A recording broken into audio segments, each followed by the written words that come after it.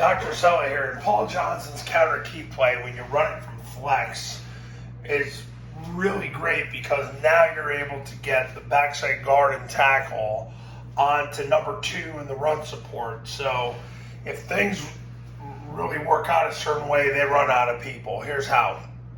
You get into the double flex formation, you put the receivers 3.5 feet away from the tackles.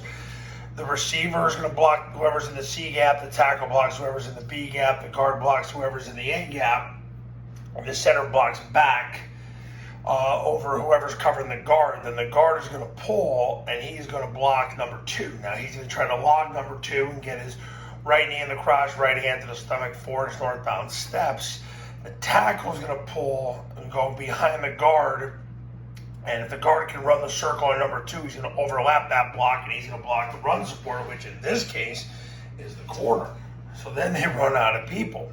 Now, if the guard has to kick number 2, then the tackle's got to turn up inside, and he'll end up blocking the mic.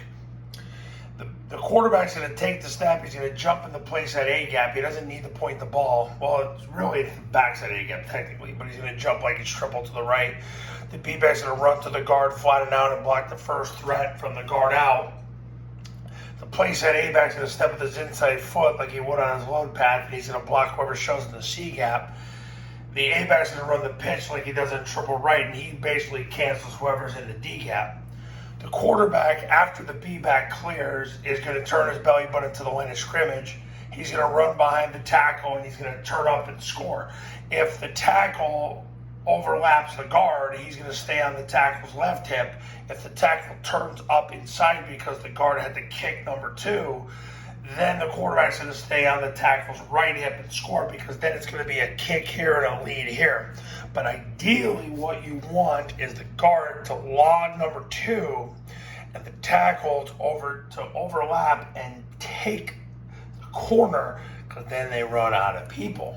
And that is a beautiful thing, and that's what you want, and that's what makes the CounterKeep out of flex such a special play. Because it's Paul Johnson's CounterKeep concept out of double flex. When he originally did it, he did it out of spread, but because of the double flex, you can cancel number 1 now because you're running it to a 3-man surface. So you have the opportunity, especially if you get that long on number 2 and the tackle overlaps, they're in big trouble. So that's flex CounterKeep. And coaches, if you want to win more games in 2021, give me a call. My number's on the thumbnail, my website's on the thumbnail, and I'll see you soon.